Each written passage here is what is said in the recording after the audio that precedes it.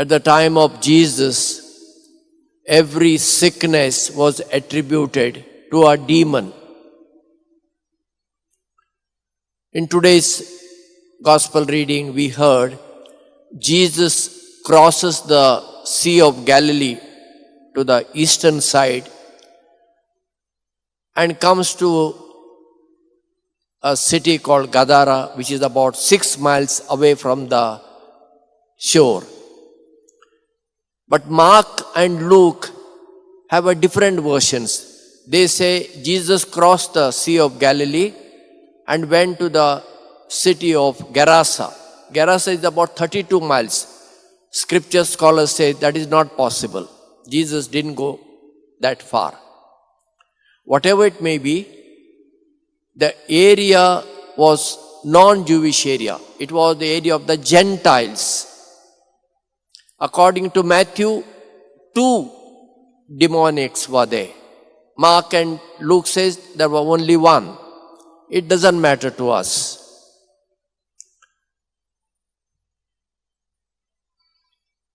In our modern times, we know they were not possessed with demons. There are very rare cases of possessions. They were mentally disturbed people, seriously disturbed people. And in those days, people did not allow them to live in the village. So they have to go out of the village somewhere far away and live there alone. And today's gospel reading says they were fierce. Nobody could control them. And yet, Jesus approaches them. And they recognize Jesus. And they pleaded with him, if you want to cast out, please send us in the herd of pigs. And Jesus says, go. Because those two men believed they were possessed by demons and they wanted a visible sign that the demons have gone out of them. You have seen how people, disturbed people, speak all sort of illogical things they imagine, but for them it is all real. So these two people belong to that category. So when Jesus said, go,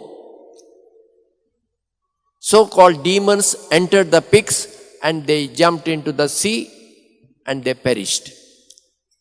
According to Mark, there were approximately 2,000 pigs, a big number. If Jesus lived today, these animals, so-called animal lovers, would have complained and Jesus would have been arrested and put into prison I don't know how long. But there, those people came because those who were taking care of the pigs went and reported in the villages. And the villagers came and instead of feeling happy that 2 of their own men have been cured and now become normal, they are begging Jesus, you please go away from our village. For them, the pigs were far more important than these 2 men. But for Jesus, the men were important. Jesus didn't want to inflict cruelty on pigs. They requested Jesus, please send us in those pigs. And Jesus says, go.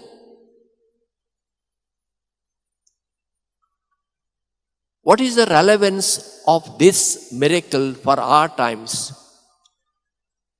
I said, the so-called animal lovers, they are not animal lovers.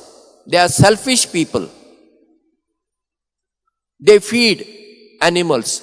But the same people are not ready to feed even the poor children. No. They feed dogs. In Miramar, where I was living earlier before coming here, they feed cooked meat. They serve good samosas, they serve And in Parvori, where I was for the 26 years, I saw a man every day brings Mari biscuits, 20 rupees a packet, makes small pieces and feeds the crows, not the dogs. His job is only to feed the crows. Same thing he could have fed to a poor children. No. Therefore I call them, they are not animal lovers, they are enemies of human beings. Surely animal has a right, nobody should inflict injuries to them. Agreed. But look at our country. The laws have become such stupid laws. A dog can bite us. We may get injured and we may die also. Animal lovers don't talk about it. But if you forget about killing a dog, if you throw a stone to a dog, and if these animal lovers take a picture and complain to the police, you will be arrested. At times I feel our country has gone to dogs. They are such ferocious.